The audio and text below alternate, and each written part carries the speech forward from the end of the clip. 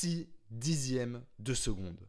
Non, ce n'est pas l'écart le plus serré de la saison 2023 de Formule 1, mais c'est l'écart entre le premier et le cinquième du Grand Prix d'Italie 1971.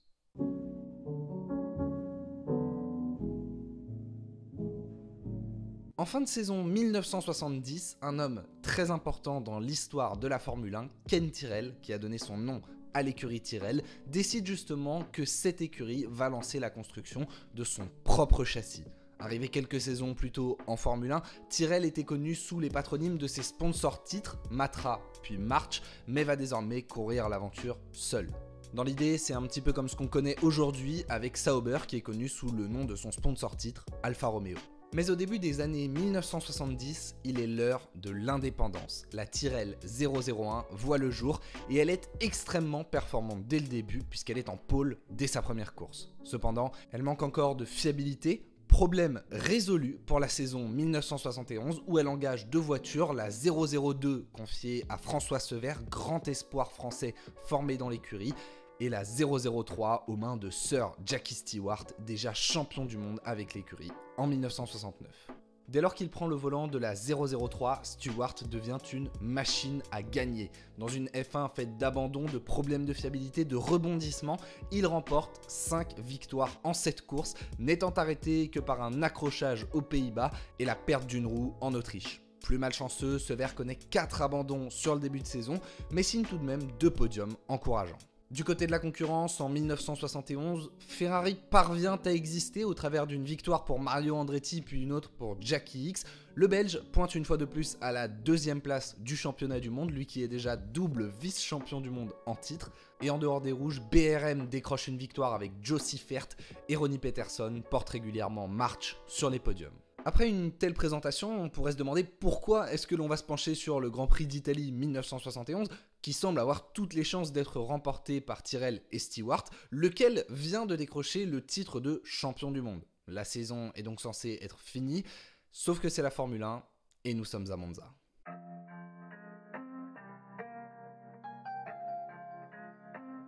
Le circuit de Monza est surnommé le temple de la vitesse. Et cette réputation n'est pas usurpée, d'autant qu'à l'époque, toutes les chicanes que l'on connaît à l'heure actuelle n'existent pas, il n'y a que 2 vrais freinages, celui de l'ESMO et celui de la Parabolica. Ce circuit fait donc la part belle aux moteurs. Or, tous les adversaires de Tyrrell sont équipés soit du même V8 Cosworth, qui est extrêmement performant, c'est le cas de March, Brabham, McLaren et Surtees, soit d'un V12, pareil compliqué à faire parce que le moteur est plus lourd, mais peut également développer beaucoup plus de puissance, très utile à Monza, ce qui est le cas donc de BRM, de Matra et de Ferrari. Et surprise, on retrouve ces 3 moteurs sur les 3 premières places de la grille de départ. Chris Amon signe la pole position pour la première du nouveau moteur Matra. Il devance Jackie Ickx sur sa Ferrari, alors qu'une semaine plus tôt, Enzo Ferrari menaçait de ne pas participer à son Grand Prix à domicile, et Joe Seifert est 3e sur une BRM. Côté Tyrrell, Sever devance son coéquipier et s'élance 5e, Stewart est 7e. Maintenant, il ne faut pas oublier qu'on est en 1971 et qu'à l'époque, une qualification, c'est bien, mais c'est très loin de déterminer le résultat de la course. Les moteurs vont désormais devoir résister à 55 tours, à plus de 240 km/h de moyenne. Le départ est un cafouillage, puisqu'il est donné avant même que tous les pilotes ne se soient immobilisés sur la grille de départ. Clay Regazzoni, au volant de sa Ferrari, vole ce départ et s'empare directement de la tête alors qu'il était parti 8e. Cependant, une petite erreur dans le premier virage permet à Joe Seifert de le passer, mais Regazzoni récupère la tête dans la parabolique. Derrière, Peterson et Stewart remontent également dans le peloton, partis 6e et 7e, ils se retrouvent 3e et 4e à la fin du premier tour, Peterson prenant également l'avantage sur Stewart dans la parabolique. Regazzoni termine le premier tour en tête, mais il la perd dès le début du 3e tour, débordé par Seifert puis Peterson qui vient créer un 3 de front. La BRM du Suédois marche très fort en ce début de course, de même que la Tyrrell de Stewart, et les deux vont gratifier les tifosi d'une magnifique bataille dans les premiers tours de course. Peterson résiste au 7e tour, puis cède dans le suivant avant de repasser 2 tours plus tard avec un Clay Regazzoni qui s'immisce au milieu de cette bagarre. Même s'il n'y a pas de DRS à l'époque, le phénomène d'aspiration est extrêmement puissant. Au-delà de faciliter les dépassements, il va également permettre la formation d'un train tel qu'on les connaît dans l'ère moderne. Si bien qu'au 10e tour, le groupe qui va se jouer la victoire s'est déjà détaché, il reste alors 12 pilotes sur les 23 qui ont pris le départ de la course. C'est désormais une course à élimination. Dans le groupe de tête, on s'échange des relais comme si on était dans une échappée sur le Tour de France avec les pilotes qui se passent les uns après les autres et qui mènent chacun à leur tour le Grand Prix. Ainsi, 8 pilotes de 6 écuries différentes auront mené au moins un tour dans ce Grand Prix et regardez ce graphique de StatF1 pour constater à quel point les leaders changeaient fréquemment. Alors qu'ils se battent en tête, les pilotes prient surtout pour n'avoir aucun souci et pouvoir toujours se bagarrer dans les ultimes tours de ce Grand Prix. Mais au fur et à mesure de la course, la mécanique va faire ses premières victimes et elles sont de taille. Ce sont Jackie Ickx et Jackie Stewart qui abandonnent coup sur coup juste avant la deuxième Ferrari de Clay Regazzoni. Fin des espoirs pour le cheval cabré, Monza met les moteurs à rude épreuve. Alors que le groupe de tête perd des unités, notamment Cipher et Pescarolo lâchés sur des problèmes mécaniques, les dépassements sont incessants dans le groupe de tête à chaque tour, voire à chaque virage, et ils s'amenuisent au fur et à mesure, si bien qu'à 15 tours de l'arrivée, il n'en reste plus que 5. Hamon, Peterson, Halewood, Sever et Ganley, avec Peter Gethin à 5 secondes qui espère encore revenir. À 10 tours de la fin, c'est la Matra de Chris Hamon qui semble la mieux placée pour offrir sa première victoire à ce nouveau moteur. Mais dans le 47e des 55 tours de ce Grand Prix d'Italie, le Néo-Zélandais va commettre une erreur terrible. En voulant retirer une de ses protections tachées d'huile, il arrache sa visière et se retrouve le visage nu. C'en est la fin de ses espoirs d'une première victoire qui ne viendra finalement jamais. Pendant ce temps-là, Peter Gethin a fait la jonction et ils seront donc 5 à se battre pour la victoire dans les ultimes tours de ce Grand Prix. À 5 tours de l'arrivée, c'est Mike Halewood qui prend la tête, mais doit la céder un tour plus tard à Peter Gethin. Les positions changent sans cesse, pratiquement à chaque virage, et on comprend petit à petit que la victoire va se jouer entre 3 pilotes et 3 voitures, la BRM blanche de Peter Gethin, la Tyrrell bleue de François Sever et la March rouge de Ronnie Peterson. À l'entame du dernier tour, c'est Sever qui s'empare des commandes de la course devant Peterson et Gethin. Il reste alors 2 lignes droites et le mythique virage de la parabolique. Et à partir de ce moment-là, les légendes diffèrent. Sever attaque l'avant-dernière ligne droite en tête et est donc désavantagé par rapport aux pilotes derrière qui ont tous l'aspiration.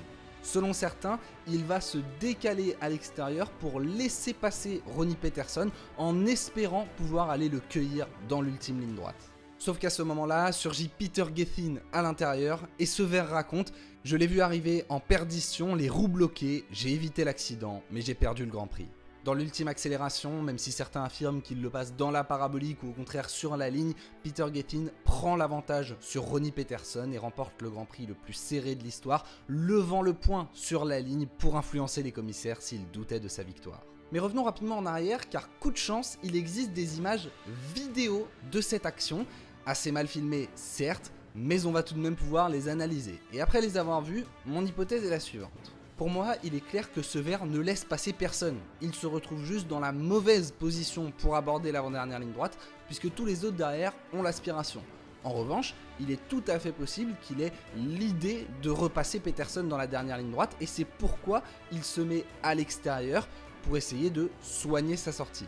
Sauf que derrière Peterson, Gethin a très bien suivi et dépasse le Français par l'intérieur. À ce moment-là, c'en est fini des espoirs de Sever. Il a 2 voitures à doubler par l'extérieur. Il ne gagnera pas cette course. En revanche, je n'ai pas l'impression que Gethin fasse un freinage suicidaire comme pourrait l'affirmer François Sever. En tout cas, il n'arrive pas toute roue bloquée d'après les images vidéo que l'on a. Peut-être que ça coupe au mauvais moment. Mais de ce qu'on voit, j'ai plutôt l'impression qu'il se porte juste à l'intérieur, qu'il fait ce qu'il doit faire. Et c'est plutôt Peterson qui panique et qui loupe son virage alors même qu'il était dans la position idéale. Globalement, dans cette action, j'ai surtout l'impression que c'est Gethin qui joue super bien le coup et qui vient cueillir Ronnie Peterson à la sortie du virage, car il a plus de motricité et plus d'adhérence.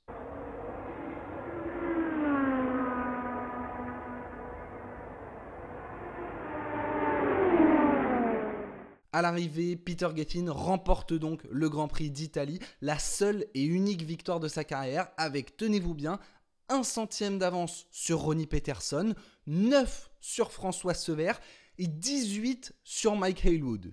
4 pilotes en moins de 2 dixièmes de seconde, auxquels on ajoute Howden Ganley qui passe la ligne d'arrivée juste après, qui termine à 6 dixièmes, un top 5 en 6 dixièmes. C'est absolument incroyable.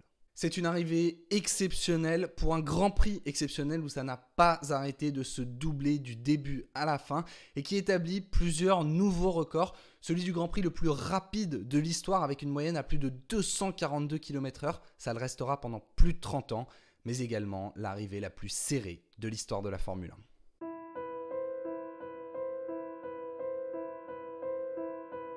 Les 5 héros de ce final ne deviendront pas des légendes de la Formule 1 et connaîtront malheureusement tous une fin assez triste. L'exploit de Peter Gethin est sans lendemain, il ne marquera après cela plus qu'un seul point en Formule 1.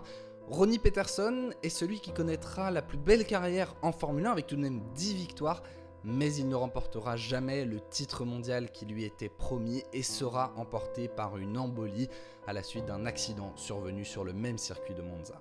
François Sever connaîtra lui un début de carrière extrêmement prometteur. Il remportera la première victoire de sa carrière 2 courses plus tard à Watkins Glen.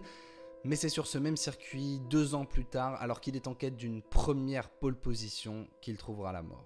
Mike Haywood ne connaîtra finalement jamais la gloire en Formule 1, il ne remportera jamais de course, mais restera une grande légende de la moto et connaîtra malheureusement lui aussi une fin tragique puisqu'il meurt à seulement 40 ans dans un accident de la route. Enfin, Howden Ganley est le pilote le plus anonyme de ce top 5. Il ne montera jamais sur un podium de Formule 1, fera 2 quatrièmes positions, mais il reste aujourd'hui le dernier témoin à avoir passé la ligne d'arrivée dans ce mouchoir de poche du Grand Prix d'Italie 1971. Voilà, on en a terminé avec l'histoire du Grand Prix d'Italie 1971. Monza regorge de légendes et on espère qu'une nouvelle page de l'histoire va s'écrire ce dimanche sur ce circuit incroyable. D'ici là, écoutez, portez-vous bien, c'est le plus important. Et sur ce, moi je vous dis à la prochaine. Ciao ciao.